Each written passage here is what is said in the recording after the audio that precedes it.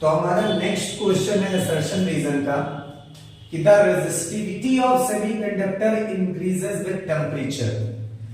Resistivity semiconductor की temperature बढ़ाने से, टेम्परेचर इंक्रीज करने से इंक्रीज होती है, ये असर्शन में है। रीजन कह रहा है कि क्यों इंक्रीज हो रही है। The atoms of semiconductor vibrates with larger amplitude at higher temperature increasing its resistivity। अब देखो यार ये तो गड़बड़ है, assertion ही तुम्हारा यहां पर रॉन्ग है। क्यों रॉन्ग है? तुम लोग को यहां पर करंट इलेक्ट्रिसिटी चैप्टर में एक फॉर्मूला पढ़ाया जाता है, rho is equal to rho naught 1 plus alpha delta T, जिसमें बताया जाता है कि टेम्परेचर वेरी कराने पे, टेम्परेचर चेंज कराने पे रेजिस्टिविटी में क्या वेरिएशन आएगा।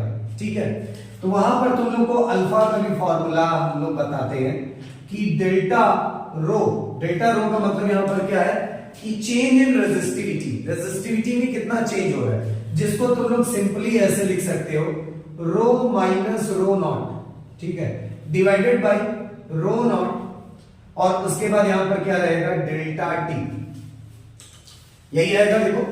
ठीक है, तो ये आया तुम्हारा।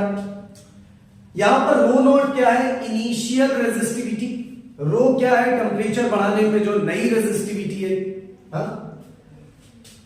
इसका मतलब ये है कि अगर टेम्परेचर हम लोग बढ़ाएंगे तो सेमीकंडक्टर में आपको पढ़ाया गया है कि सेमीकंडक्टर में टेम्परेचर इंक्रीज करने पे बॉन्ड्स ब्रेक होते हैं, बॉन्ड्स जो तुम्हारे हैं वो ब्रेक होंगे। बॉन्ड्स ब्रेक होंगे तो free electron and holes pair generate हो, electron and hole pairs generate हो।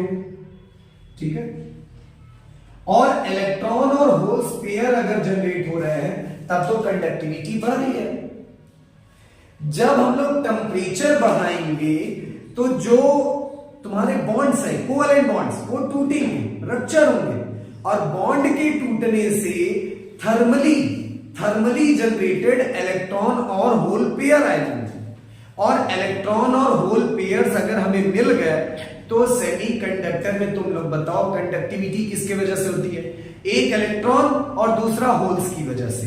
जब टेम्परेचर बढ़ाने पे इलेक्ट्रॉन और होल्स बढ़ रहे हैं तो कंडक्टिविटी बढ़ रही है ना, रेजिस्टिविटी थोड़ी।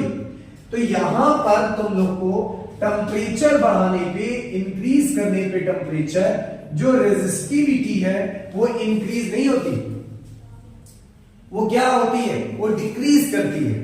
टेम्परेचर को इंक्रीज करने पे रेजिस्टिविटी डिक्रीज करती है, मतलब असर्शन तुम्हारा यहां पर फॉल्स हो गया।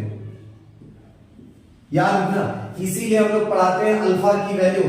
अल्फा की वैल्यू जो सेमीकंडक्टर के लिए है वो निगेटिव होती है। निगेटिव मतलब कि इनिशियल रेजिस्टिविटी ज्यादा रहेगा, टेम्परेचर बढ़ाने पे फाइनल रेजिस्टिविटी कम हो जाएगी, तो अल्फा की वैल्यू निगेटिव आएगी। ठीक है, तो अल्फा की वैल्यू यहां पर निगेटिव होती है, और जो कि ये रिप्रेजेंट करती है कि जो सेमीकंडक्टर है टेम्परेचर बढ़ाने पे उसकी रेजिस्टिविटी कम होती है, कंडक्टिविटी ज्यादा होती है।